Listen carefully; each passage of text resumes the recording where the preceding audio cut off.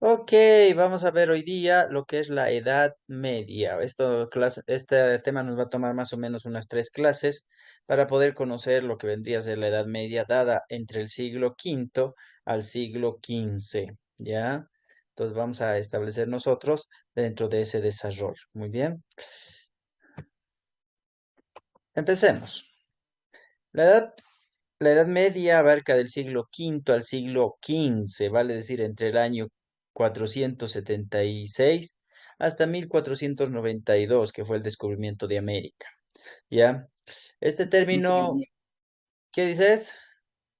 ¿no es hasta el año 1453? No, 1492 es el descubrimiento de América. Hasta Estamos, la caída del Imperio Romano del Oriente es donde, es bueno, es 476. avanzado. Es avanzado y no sé, eso nos dijo el profesor.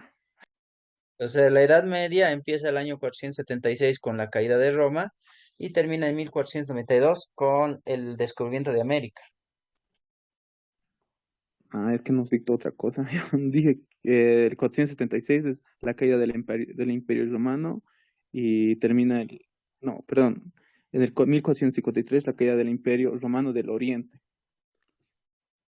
Ya, pero eso se va a ver en la Edad Media. Sí, Sí, o sea, se va a ver dentro de lo que es la Edad Media ya ese evento. Ya, mm, nos explicó otra cosa, ¿no? sí, o sea, no va a estar alejado de este evento la Edad Media de la desintegración de la Roma occidental, porque va a quedar la Roma del Oriente, que es Bizancio, que habíamos visto el día de ayer, ya. Pero acá en esta época es donde vamos a plantearnos principalmente entre los años, ¿está bien? Para no confundirnos, ¿sí? El 476 hasta 1492, ¿ya? Todos después de Cristo, ¿está bien? ¿Ok?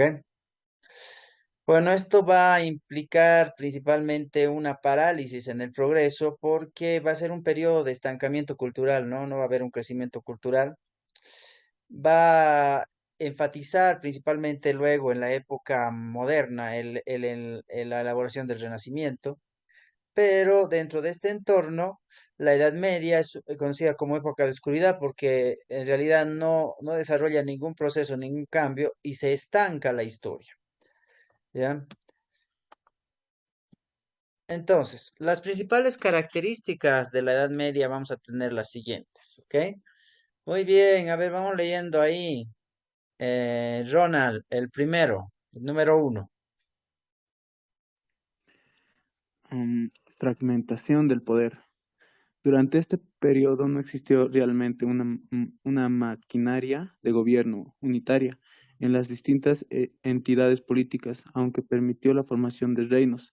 El desarrollo político y económico era fundamentalmente local y el comercio regular desapareció casi por completo, aunque la economía monetaria nunca dejó de existir de forma absoluta. Así es, muy bien. Entonces, vamos a tomar en cuenta que en la Edad Media va a haber lo que nosotros tomamos es el hecho de que no hay un solo rey, sino hay varios reinos, donde no se centraliza en un solo reinado, sino muchos denominados en la época feudal especialmente, se van a destacar dentro de esto como los pequeños reyes de cada comunidad. Y ahí es por esa misma razón que va a desaparecer lo que vendría a ser el gobierno absoluto, o sea, el gobierno dado por la iglesia. ¿Ya? Vamos con el segundo punto. Jairo. Fuerte influencia de la Iglesia. La única institución europea con carácter universal fue la Iglesia, pero incluso en ella se había producido una fragmentación de la autoridad. Todo el poder en el seno de la jerarquía eclesiástica estaba en las manos de los obispos de cada región. El Papa tenía una cierta preeminencia basada en el hecho de ser sucesor de San Pedro, primer obispo de Roma, a quien Cristo le había otorgado la máxima autoridad eclesiástica. Eso, muy bien. Entonces la iglesia quedó como después de la desfragmentación de Roma, la iglesia va a quedar como uno de los elementos importantes de poder, ¿ya? Pues en cierto sentido, había empezado a crecer esa jerarquía eclesiástica ya en la época media, ¿sí? Vamos a tomar en cuenta que uno que tenía el poder primordial dentro de la iglesia, obviamente va a ser el Papa, ¿no? Quien según la teoría bíblica va a ser el sucesor de San Pedro, ¿no? El primer discípulo de Cristo, ¿ya? Entonces, asimismo, va a ser otorgado como con base de autoridad. Y obviamente el Papa va a designar a obispos, arzobispos, a vivir dentro de las pequeñas comunidades, las cuales van a ser consideradas también como autoridades. Y obviamente la iglesia, al tener un poder más que espiritual, un poder social, va a asumir un cargo de clase alta, ¿ya? Bueno, número 3, Emanuel.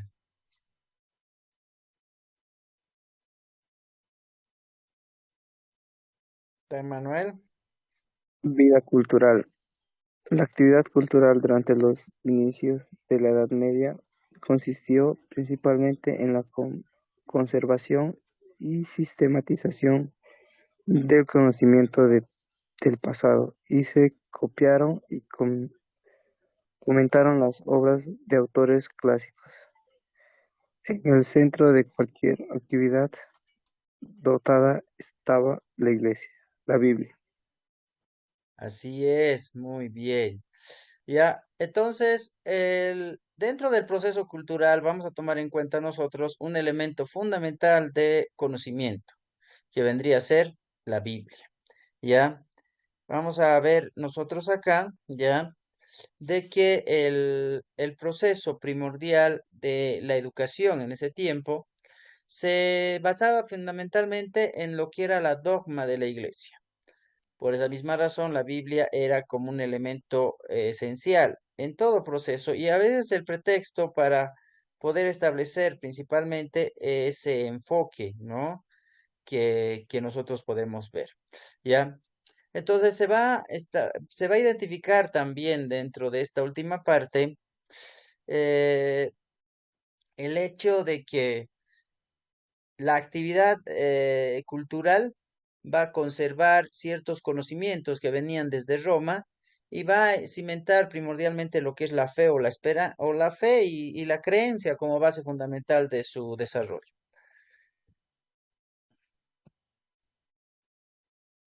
Bueno, la Edad Media vamos a dividirla en dos, es la Alta Edad Media y la Baja Edad Media. La Alta Edad Media se caracteriza por invasiones germánicas que van a sintetizar en algún momento con el proceso de desarrollo, desmembración de la Roma occidental. Y la Baja Edad Media se va a establecer a partir del siglo X al siglo XV. Acá en la Baja Edad Media vamos a ver la época feudal y también lo que son las cruzadas. Entonces, el periodo de la Edad Media va a ser de 1000 años, vale decir 10 siglos, ¿ya?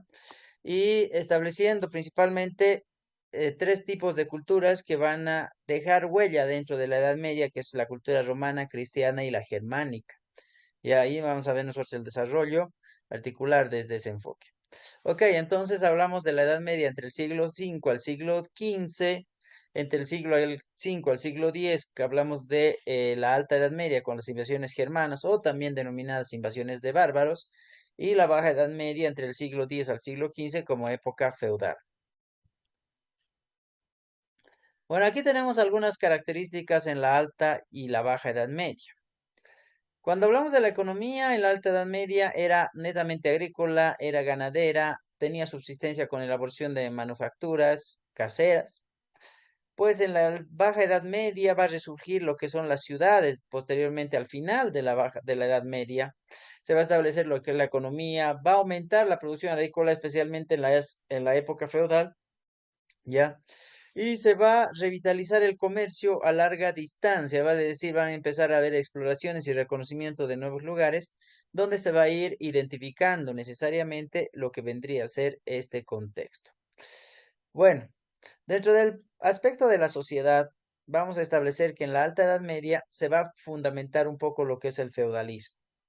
Este feudalismo va a entrar como una organización netamente de la vida basada en el proceso de la nobleza y el hecho de ser estamental, vale decir, división de clases sociales, Además, se va a ver en esta parte lo que es el vasallaje. Mientras en la Baja Edad Media se va a fundamentar principalmente lo que vendría a ser ese proceso, ¿ya? En el cual va a empezar a surgir o sea, el renacimiento de las ciudades, ¿ya? Y va a empezar a identificarse en algún momento las necesidades de las comunidades por la mucha población que hay, ¿sí? ¿Ok? Entonces, vamos a tomar en cuenta nosotros que dentro de la sociedad de la Baja Edad Media ya no vamos a identificar lo que son los estamentos, sino simplemente vamos a ver la igualdad de sociedades que van a vincularse posteriormente en la historia. ¿Ya? Bueno, vamos a identificar en la parte política el poder de la monarquía era limitado, pues en algún momento ya como no había reyes y solamente había reinados pequeños o ciudades pequeñas, las cuales estaban a manos de un señor feudal, entonces el poder de la monarquía era en cierto sentido establecido por el concepto de nobleza. ¿Ya? Eh, Algún momento la iglesia había asomado un punto estratégico como ser parte primordial de la riqueza y es por eso que se va a establecer principalmente eh, en ese proceso, ¿ya? Que nosotros identificamos lo que vendría a ser ese reconocimiento. Bueno, en la Baja Edad Media, en la época política, o digo, en el aspecto político, va a haber el renacimiento de algunos reyes, ¿sí? ¿Ya? Vamos a establecer nosotros también esa pelea de poder entre lo que era la nobleza y la monarquía, que ya vamos a ir viendo más adelante qué consistía. Vamos a ver que la iglesia se va imponiendo como un poder mucho más fuerte porque la iglesia va a decretar principalmente lo que vendría a ser el proceso primordial del desarrollo de las cruzadas, ¿ya? Y vamos a ver nosotros que acá se destaca la guerra de los 100 años, ¿sí? Y eso vamos a ver aparte, es un tema separado de esta época, vamos a verla es que específicamente como un tema alejado, y el desarrollo del renacimiento de las ciudades medievales. Bueno, vamos a hacer una lecturita de la parte de cultura, ¿ya? Ok, a ver, Katia, vamos haciendo la lectura por parte de la cultura.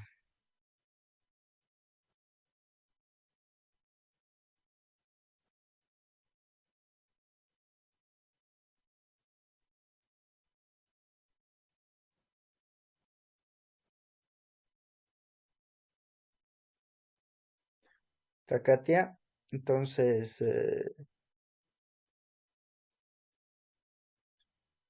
Emanuel.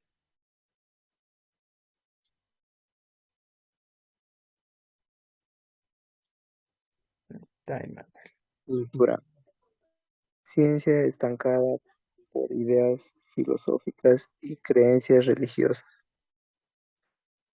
Declive de la cultura grecorromana, conservándose esta únicamente en los monasterios. Arte románico, concepto teocéntrico del mundo debido a la fuerte influencia del cristianismo. Muy bien, como hemos dicho, la Edad Media se considera como edad de la oscuridad porque hay un estancamiento en relación a la ciencia, ¿ya?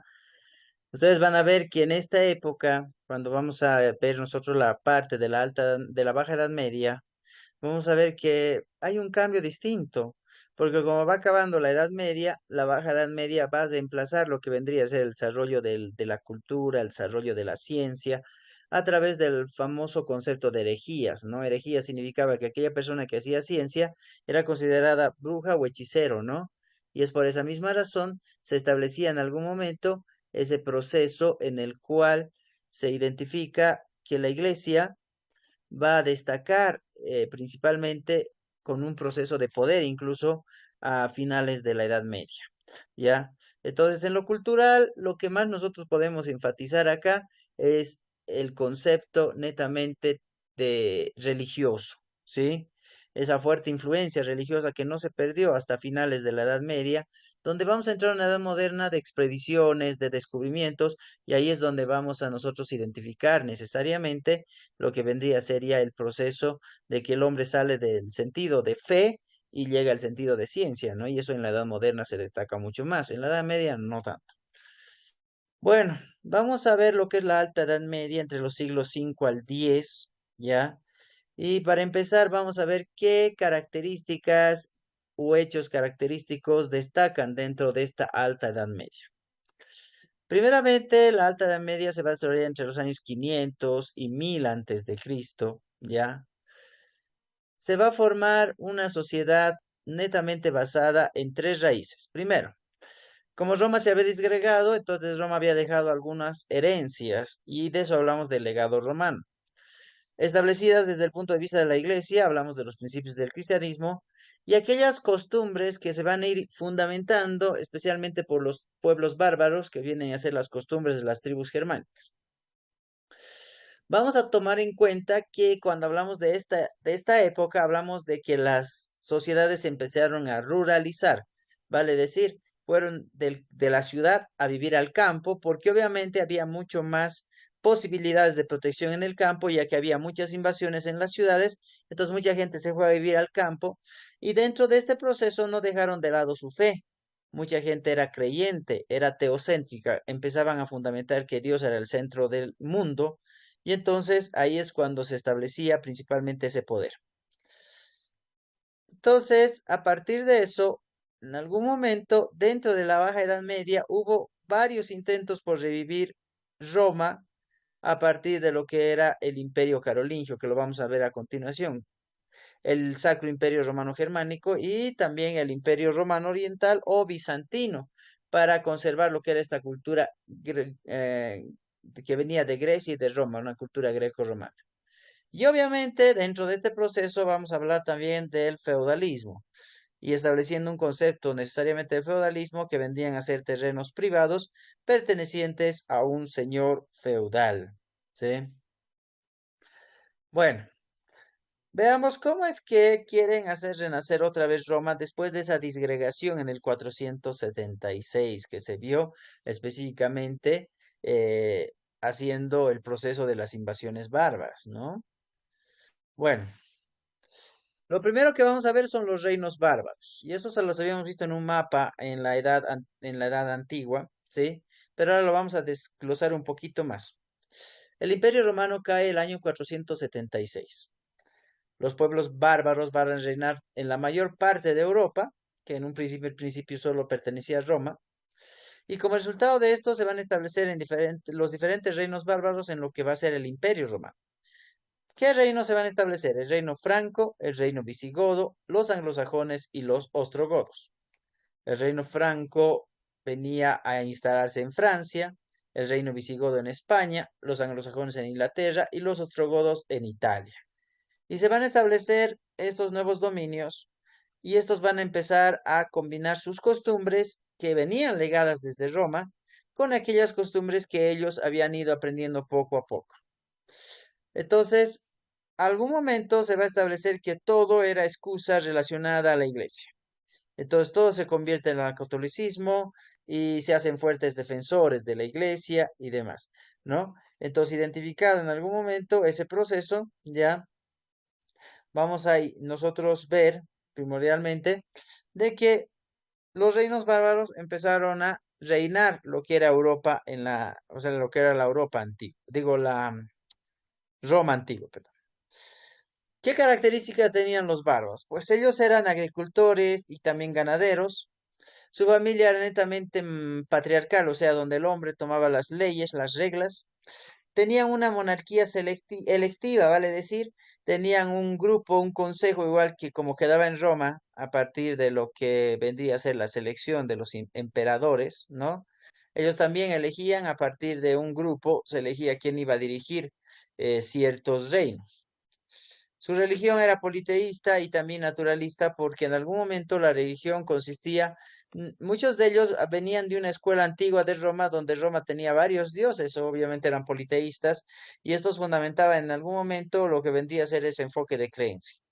Y claro, y era naturalista porque todo se enfatizaba en los elementos de la naturaleza, la lluvia, el viento y demás, que generaban cierto proceso de desarrollo de una deidad.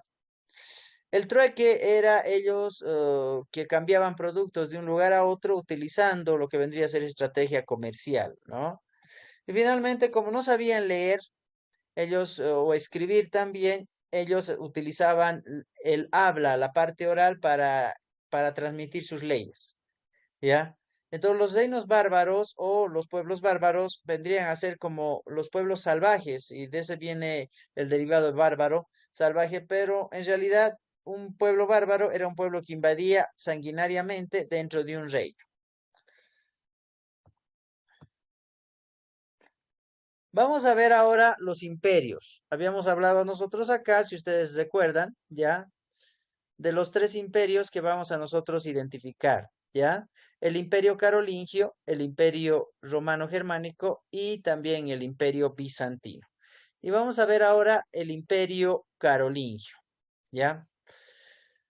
Bueno, después de la conquista que hizo Francia en Roma, ahí vamos a tomar en cuenta al rey Clovis, que gobernó entre el 481 al 511.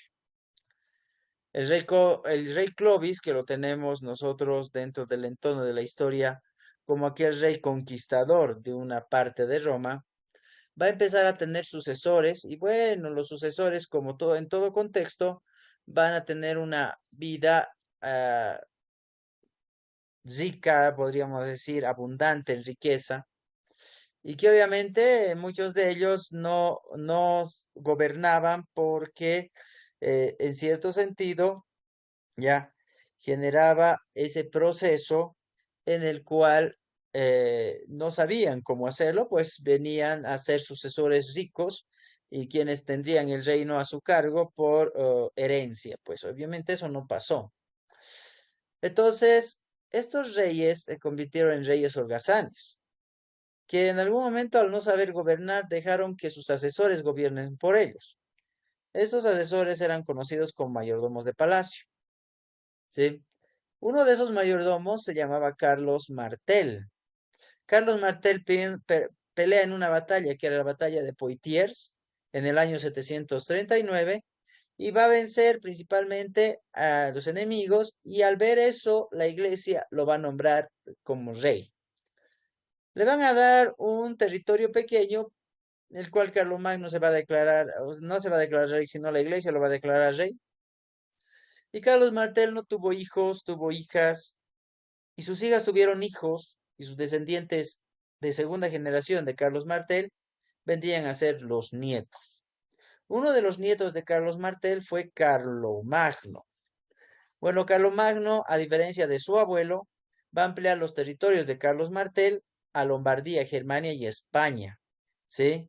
Entonces va a empezar a ganar territorio. Al ganar este territorio, él en el año 800 se va a convertir en emperador de Roma del Occidente, nombrado por el Papa, y va a imponer la paz romana en beneficio de la fe cristiana. Bueno, Carlomagno va a organizar cuidadosamente el imperio, se va a producir el renacimiento carolingio, con el que va a impulsar lo que son las letras y los estudios clásicos, y también él era muy o sea, interesado en el arte, ¿no? Y eso es lo que a este le generaba también ese proceso, ¿ya? Entonces, vamos nosotros identificando ahí como que de repente lo vamos a poner, vamos a enfatizar el imperio carolingio, el nacimiento de este imperio el año 800, ¿sí? ¿Quién fue el emperador del imperio carolingio? Pues Carlomagno, ¿ya? Carlomagno venía de una familia de reyes, pues no, él venía de una familia en la cual su abuelo había sido nombrado rey, pero eso sí, no establecía en algún momento el hecho de venir de una familia de linaje, ¿no? Sino que era una familia que en realidad como cualquiera, cuyo abuelo se había convertido en rey y le había beneficiado a él por el dominio de ser el nieto o mayor, el varón, ya que el abuelo no había tenido hijas, digo hijos, sino hijas, puras hijas, ¿no? ¿Ya? Ok. Entonces recordemos el año 800 después de Cristo. Ya no es complicado, ¿está bien? ¿Ok? ¿A qué se debe el nombre de Imperio Carolingio? Eso les van a preguntar. A ver, ¿a qué se debe el nombre de Imperio Carolingio? ¿Gracias a quién?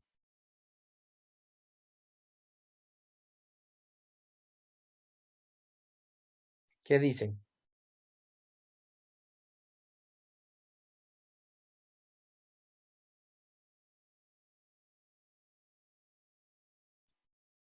A ver,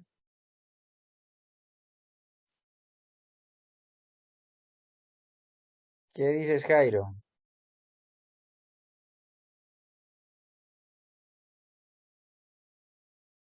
Carlomagno. Así es, Carlomagno. ¿Quién era Carlomagno? A ver, ¿quién me dice? Ahí está en pantalla, a ver. Carlos el Grande le decían, ¿Pero quién era? era ¿Pariente de un, quién? no recuerdo, pero no ha Eh, tenido hijos. Claro, no ha tenido hijos, ha tenido hijas igual que su abuelo, pero era pariente de quién, Carlomagno. de Carlos Martel. Eso, ¿y quién era Carlos Martel? Era un mayordomo del palacio Así es, ¿no? Que había del peleado una rey batalla, Boris. la batalla de Poitiers. ¿Contra quién fue la batalla de Poitiers? Los musulmanes, No, ¿qué dice ahí? A ver.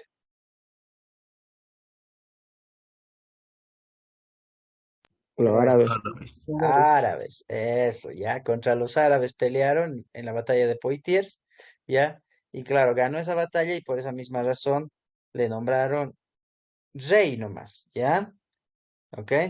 Otra cosa es que emperador no le nombraron porque no había crecido sus reinos, o sea, ese reino era como una pequeña comunidad que le dieron para que fuera a ser rey, y luego en base a esa comunidad se va a ampliar este reino, y ahí es donde vamos a nosotros a tener a Carlo Magno, ¿ya? Muy bien. Bueno, este es el Imperio Carolingio, pero como habíamos dicho, y su compañero nos dijo, Carlomagno no tuvo hijos, solo tuvo hijas. Y entonces, al tener hijas, estas tuvieron nietos, y tuvo tres nietos, ¿ya? Sus nietos de Carlomagno fueron Carlos el Calvo, Lotario y Luis el Germánico. Entonces, acá nosotros tenemos el reinado que le va a tocar a Carlos el Calvo, a Lotario y a Luis el Germánico. Obviamente tenemos al hijo mayor, el hijo secundario y el tercero, podríamos decir, el tercer nieto, ¿ya? Y estos territorios, tanto de Carlos el Calvo y de Luis Germánico, se podían extender mucho más, ¿ya? Entonces, eso ya vamos a ver más adelante, porque Luis el Germánico va a ser un imperio, que es el Imperio Romano Germánico. Entonces, gracias a este tratado, que es el Tratado de Verdún, se va a dividir el imperio en los tres, ¿ya? ¿Ok? ¿Por qué se va a dividir el imperio en los tres? Porque obviamente por el temor de las invasiones, tanto de los vikingos, ¿ya? Que establecían el hecho de adueñarse de ciertos territorios, o los árabes, o los sarracenos, o también algunos húngaros que querían adueñarse del territorio. Por eso, al dividirlo entre tres, el dominio era mucho más factible. Y la preocupación necesariamente por cada uno de ellos va a establecer de proteger este territorio, ¿ya? Entonces, ya sabemos, los nietos de Carlomagno, ¿sí? ¿Quiénes fueron los nietos de Carlomagno?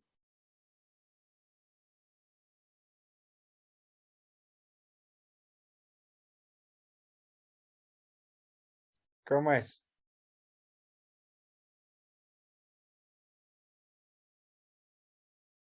¿Cómo se llamaban los nietos de Carlomagno? ¿Alguien? A ver,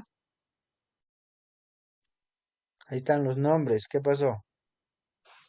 Carlos el Calvo, Ya, Luis el Germánico, ya. Lotarios, Lotario, muy bien, así es, ¿ya? ¿Qué año muere Carlomagno? Aquí dice el año, ¿sí? 814, ¿ya? ¿Qué año fue nombrado emperador Carlomagno?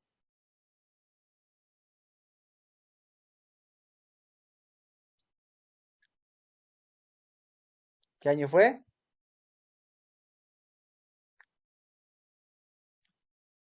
814. No, nombrado emperador. 800. 800. Muy bien, no es complicado, ¿sí? Ok, perfecto. Ya, muy bien.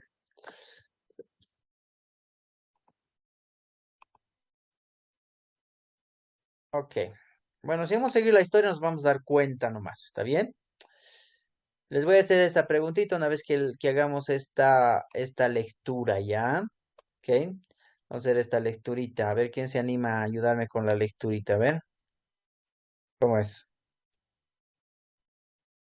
Voluntarios ahí, a ver. Bien.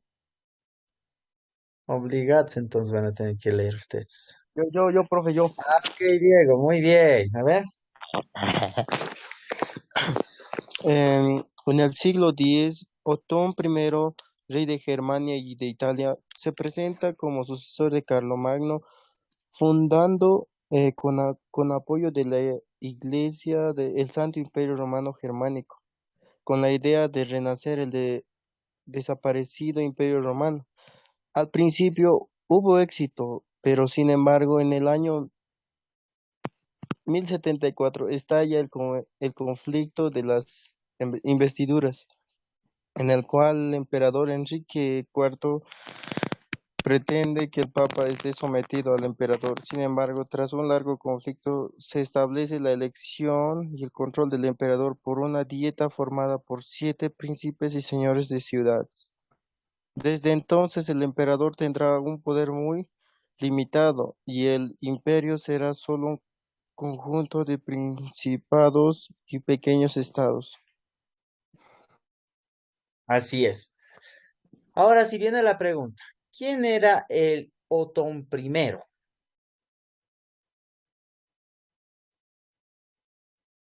¿Cómo fue conocido anteriormente Otón primero?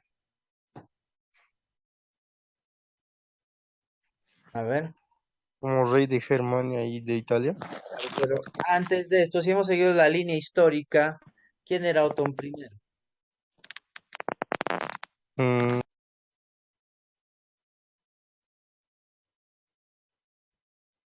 Ok, si es de Imperio Romano Germánico, tú te vas a dar cuenta aquí. Yo voy a ir para atrás un poco para que tú me digas quién era Otón primero. Este nombre Otón primero se bautizó para ser rey de Germania e Italia, ¿sí? Ok, entonces vamos a ir para atrás y aquí tenemos a los sucesores de Carlomagno. ¿Cuál de estos sería Otón primero? A ver,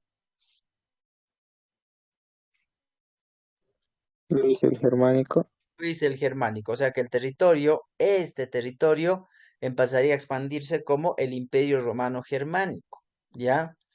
Entonces, va a fundar principalmente lo que vendría a ser el Santo Imperio Romano Germánico con la ayuda de la Iglesia, porque al desaparecer Roma, obviamente desaparecía lo que era la creencia y tendría que volver a renacer, ¿ya?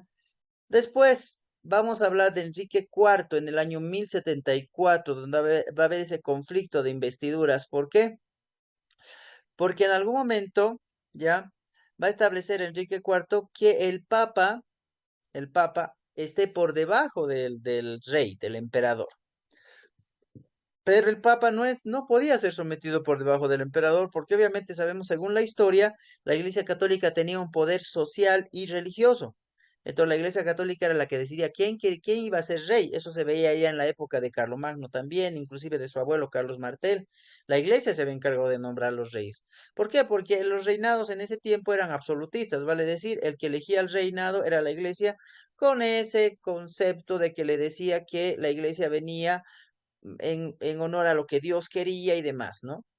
Entonces, tras un largo conflicto, se establece la elección y el control de un emperador por una dieta formada por 7 príncipes. Ya no vamos a tomar en cuenta la iglesia, sino vamos a tomar en cuenta a los principados, quienes van a ser los encargados de elegir primordialmente al emperador. ¿Ya? Y darle un poder limitado. ¿Por qué? Porque solamente este poder estaría a cargo no solo del rey, sino también de ese conjunto de principados y pequeños estados que vamos a identificarlos posteriormente. Bueno, aquí tenemos el Imperio Romano Germánico, ¿ya? Y esta partecita, ustedes se acuerdan que era la partecita que, si vamos viendo el mapa, aquí, Esto era, ¿sí? Y se va a ir expandiendo poco a poco este imperio, todo este sector, incluyendo esto que está en color naranja, que corresponde a los territorios dependientes. Vamos a establecer acá y empieza a crecer este territorio y tenemos a Borgoña, Lorena, Sajona, Franconia, Suabia, Bohemia, Australia, etcétera, muchos de los que va creciendo este imperio, ¿ya? Entonces, luego viene el Imperio Romano de Oriente que va a continuar con la cultura clásica y hablamos aquí nosotros principalmente de Bizancio, ¿no? Ok, el año 395, antes de la caída de Roma, Teodosio dividió el imperio entre sus dos hijos y comienza la historia del Imperio de Oriente o Bizancio y del Imperio de Occidente, ¿ya? En realidad, dentro de esta época de la Edad Media va a establecerse solo el Imperio Bizantino porque es el único lugar que quedó sobreviviente de la caída de Roma, la Roma del Oriente, ¿ya? Entonces, vamos a ver nosotros algunas características de este Imperio Bizantino. Primero, comprendía ciertas tradiciones romanas y helenísticas que se habían venido principalmente desde la época de la Edad Antigua. Permanecía lo que vendría a ser la actividad de sus instituciones políticas, como ser obispo, arzobispo y demás, que va a crecer mucho más con más fuerza en la Edad Media. Y vamos a tomar en cuenta el cristianismo como ese elemento vital, espiritual, en realidad como un entorno cultural a través de la Biblia, dentro de lo que vendría a ser el proceso de aprendizaje. ¿Ya? Entonces ahí nosotros vamos a ir destacando de que este imperio bizantino va a ir creciendo. Veamos un poco acerca de su historia. Bueno, el imperio del Oriente, al verse librado de las invasiones en el siglo V, 476, se destaca por su organización política y su apego a la religión católica. Bizancio alcanzaría su esplendor con el emperador Justiniano entre el 527 y 565, quien va a recuperar el dominio de algunos territorios de Roma, en este caso África, Italia y el sudeste de España. Y va a publicar un famoso código de leyes romanas y va a construir edificios majestuosos como la iglesia de Santa Sofía.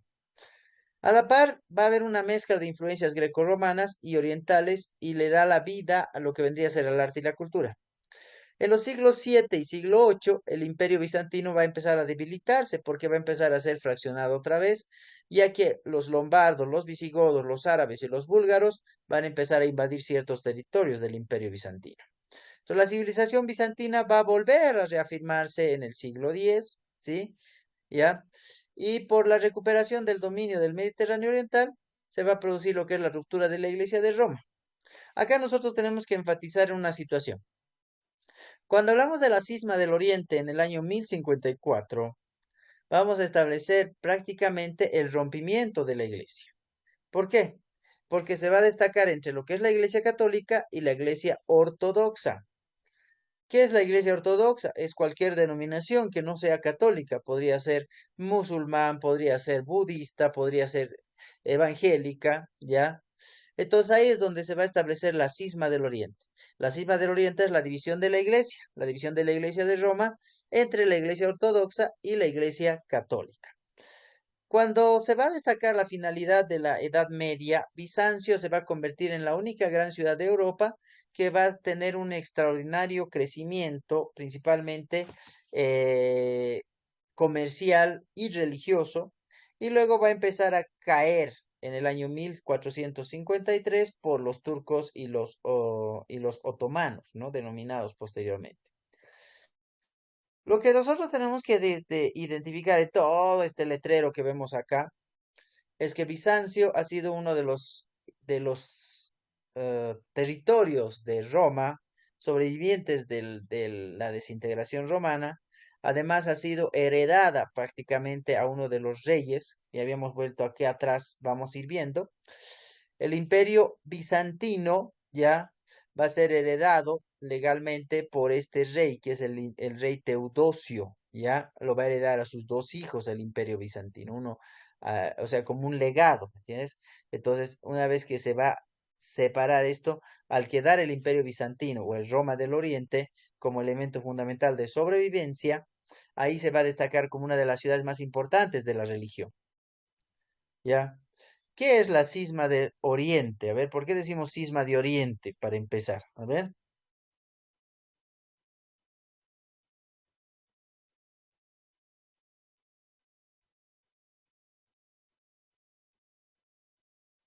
¿qué me dicen? ¿Por qué decimos cisma del Oriente? Por el dominio mediterráneo oriental. Mm, algo un poquito más específico, a ver.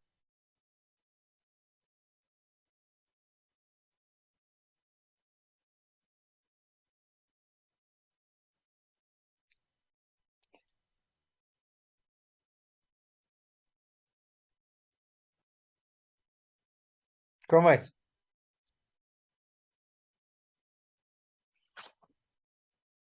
¿Qué dice Jairo? Jairo ya no está participando. A ver,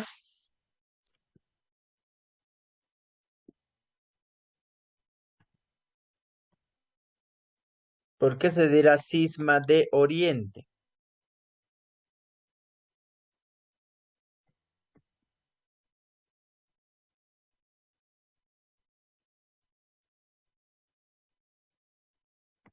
A ver,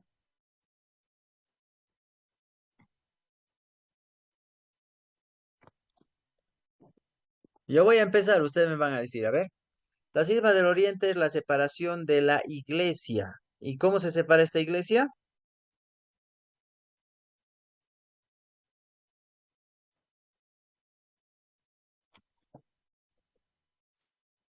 ¿Cómo es? Katia.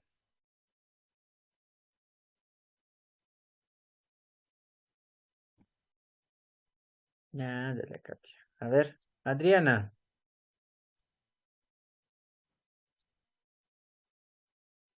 ¿Qué iglesias? ¿En cuántas iglesias se separa pues la iglesia romana? A ver, Se separa en cristianismo calcedonio y católica en Occidente. no, no, no, no, no. A ver, aclaremos bien la cosa. ¿Ya? ¿Ok? Vamos a subrayar siempre para que nos acordemos. ¿Está bien? Acá tenemos una iglesia, que es la iglesia ortodoxa.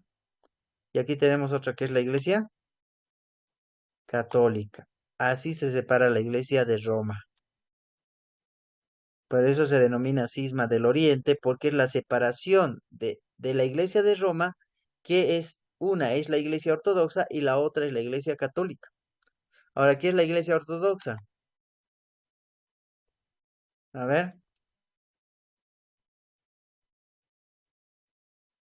es toda aquella nominación que no sea iglesia católica. Pueden ser budistas, musulmanes, evangélicos, etcétera, ¿ya? ¿Ok?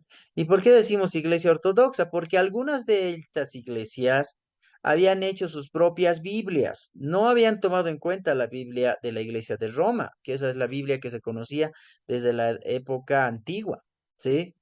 Entonces no habían tomado en cuenta esa iglesia, donde se escribía sobre las escrituras de Cristo y demás, donde habían escrito esto los cuatro apóstoles. No se desarrollaba a partir de eso. Por ejemplo, los musulmanes habían creado el Corán, que era su propia Biblia, y eran parte de una iglesia ortodoxa. ¿Ya? Ahora, ¿por qué se llama cisma de Oriente? Porque esto pasa justamente en la Roma del Oriente, o sea, en Bizancio, ¿ya? Y ahí nosotros vamos a identificar por esa misma razón con este nombre, cisma del Oriente, quiere decir la separación de la iglesia en Roma del Oriente. ¿Está bien? ¿En qué año fue? 1054. ¿Qué siglo es ese?